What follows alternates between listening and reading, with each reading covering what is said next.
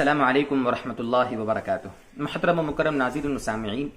الحمدللہ یہ رمضان المبارک کا بابرکت مہینہ چل رہا ہے، اور اس مہینے میں جہاں ہم بہت سارے خیر کے کام کرتے ہیں، روزے ہیں، تراویح ہے، وغیرہ وغیرہ، اسی طریقے سے اس مہینے میں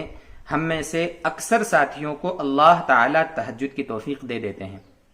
تہجد کی نماز یہ صالحین کا شعار ہے، نیک لوگوں کا طریقہ ہے، اللہ کے قرب کا ذریعہ ہے،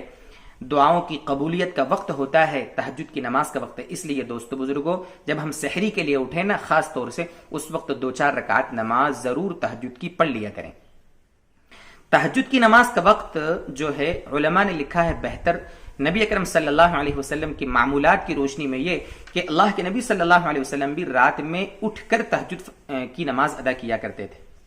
تہجد کی نماز رات میں نیند لینے کے بعد، علماء کے اقوال، تابعین کے اور صحابہ کی جو سیرت ہمیں ملتی ہے وہ بھی یہی ہے کہ نیند لینے کے بعد جو پڑھی جائے اس کو تہجد کہا جاتا ہے، اس نماز کو۔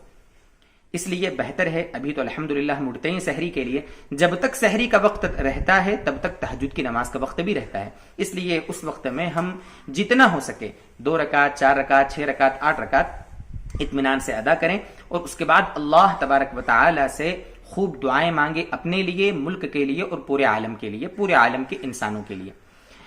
اب ایک ساتھی پوچھتے ہیں، یعنی کچھ ساتھی ایک سوال یہ پوچھتے ہیں کہ کیا ہم رات میں سونے سے پہلے اگر نماز پڑھ لیں کچھ رکعت تو کیا تہجد کا ثواب ملے گا؟ دوستو بزرگوں، اگر کسی کو سو کر اٹھ کر تہجد پڑھنے کی توفیق نہ ہو، اس وقت میسر نہ ہو، اٹھنے میں اس کو تکلیف ہو، تو وہ رات میں بھی اگر تہجد کی نیت سے 2-4 رکعت پڑھ لے گا تو اللہ کی ذات سے امید ہے کہ اس کو تہجد کا ثواب مل جائے گا۔ ٹھیک ہے، یہ تہجد کی فضیلت اور وقت اور رکعات کے بارے میں کچھ باتیں آپ سے عرض کرنا تھی۔ اللہ تعالی ہمیں توفیق دے، اللہ ہمیں تہجد کی نماز پورے سال جب تک ہماری زندگی رہے، فرائض کی بھی اور تہجد اور دیگر سنن کی بھی اہتمام کے ساتھ ادائیگی کی توفیق اللہ تعالی ہمیں دیتا رہے۔ وآخر دعوانا ان الحمدللہ رب العالمین۔